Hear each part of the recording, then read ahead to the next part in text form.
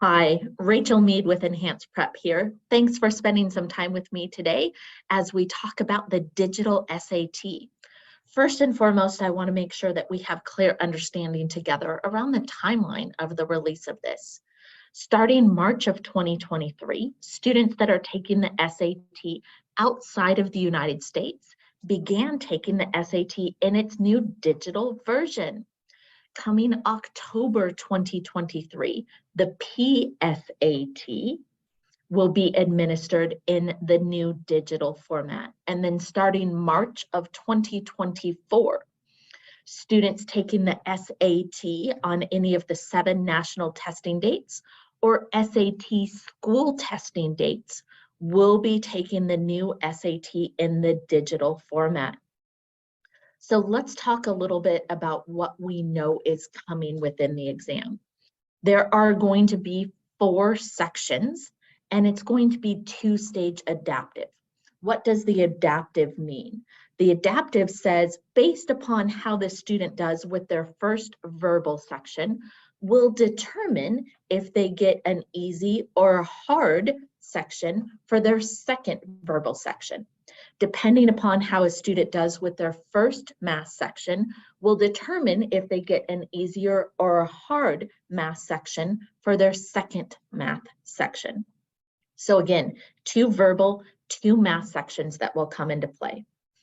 The verbal section will be a 25-question section. There will be 2 pre-test questions. So again, allowing the student to warm up or practice before they get going.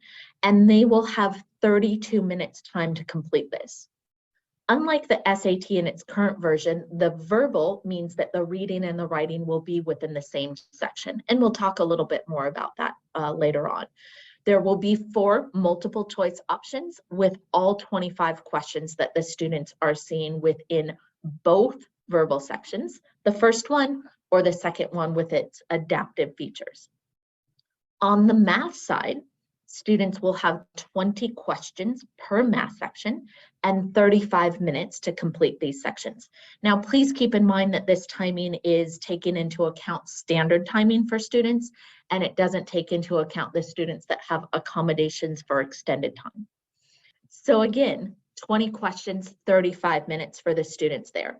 Within the math sections, students will have 4 multiple choice options for 75% of the questions that they see, which means 15 of the 20 questions provided. For the 5 questions remaining, these are going to be student-produced response, or what we call grid-in questions, where the student has to come up with the answer entirely on their own without having any choices provided for them. And that will be the same for the student's first math section, as well as their second, more adaptive math section. So what does this mean for students? First, let's talk about some of the challenges. First and foremost is understanding the adaptive nature of this. What this means is when the students had a reading section on the current version of the test, there's 52 questions in it, they can hunt and pick and figure out, hey, I'm better at these questions, I'm gonna target all of these first, I might set these aside, I might guess on them, I might spend less time, I might need more time. Within what we're looking at on the adaptive, students have to have a broader knowledge of all of the types of questions that are coming up, because they need to perform very well on the first section in order to move into the advanced section in their second module. With that also comes the mental stress of knowing what I'm doing on these first 20 questions is going to impact my scoring ability, as well as the types of questions I see in the next 20 questions or the second section. So how does that affect students? Well, when they get to that second section and they're seeing questions that they feel like might be easier than they were expecting, they can have a mindset that resets of going, oh, I'm on the easier track. When students hit that second section that happens to be at the harder degree of difficulty, they're further into the test, which means that their mental focus and their endurance might not be as fine-tuned, but they need to make sure that they're dialed in with that. It's also important to remember that there's a challenge for students that start testing previous to December 2023 and need to potentially continue after that, because when we're looking at the fall of 2023 administrations, those are going to be the pencil and paper versions up through December 2023. Then come March 2024, they're now switching over to that digital format. So working with the students in terms of their timeline or what they may need to do in terms of super scoring is going to be very challenging as we're approaching this transition. Another challenge is, remember that yes, while the test is shorter and there are fewer questions, the score range for this test has not changed. The verbal is still out of 800, the math is still out of 800, the composite is out of the 1600. So what that means, since there's fewer questions, each question is going to have a bigger impact on the score when a student misses a question. Not just the fact that the test is adaptive, but each question is going to have a higher weight in terms of that score equivalency. You also have the understanding that students are bringing their own device. Yes, we know that there are going to be loaners available at any official testing site. However, there is some concern that this could potentially widen the socioeconomic impact if a student is not feeling as confident of going to the testing site and asking for that loaner that they may need. Student comfort could definitely come into play with this. It is also recommended that students bring their power cord for their device with them. However, the guidelines specifically say that the power outlet access will not be guaranteed. So it's really important that students fully charge their device prior to heading to the site. So let's leave you on some good news and let's talk about some of the pros that are coming into play that we see as some advantages to students with this new test. One of the things that I really appreciate is the fact that reading and writing and language are now going to be in the same section. Right now, students are getting two separate scores, one reading score and one writing and language score in the SAT in its current pencil and paper version. What that means is if a student's writing is very strong, we need to put more emphasis on the reading. It also means that a student can't necessarily lead into their strengths. Say, for example, that their writing is stronger and we want to help them develop some good confidence or some traction within that.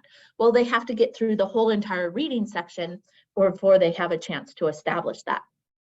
With the new version, with the reading and writing and language happening in the same section, the game plan or strategy can come into play to the student of saying, let's skip these reading questions and start with these writing and language ones, get you some good confidence and traction going, and then come back and hit those reading, or vice versa.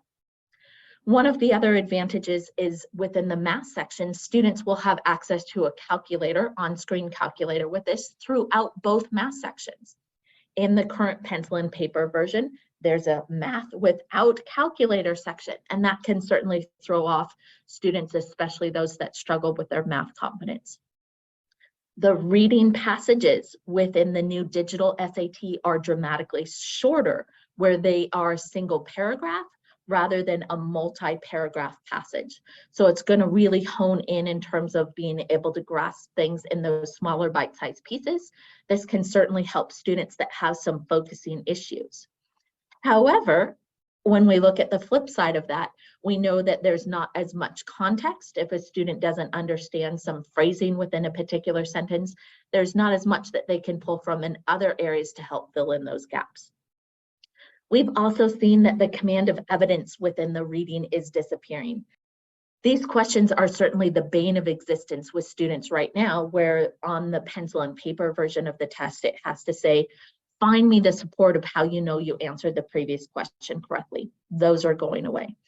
We also note with regards to a shorter test, that's going to help with endurance. It's going to help with focus. Results are also coming back to students in a shorter time frame, which gives them more information to equip themselves with their plan of attack. Should I be testing again? What am I doing in terms of super scoring? And we also know, of course, appropriate accommodations are still coming into play. Most of all, we know anytime that the test changes, it can cause a lot of anxiety, trepidation for both students, parents, as they're navigating this process.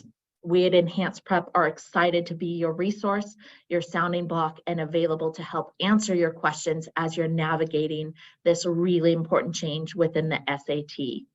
So please reach out to us at advisor@enhancedprep.com or give us a call at 323-433-9775. Thanks so much and have a fantastic day.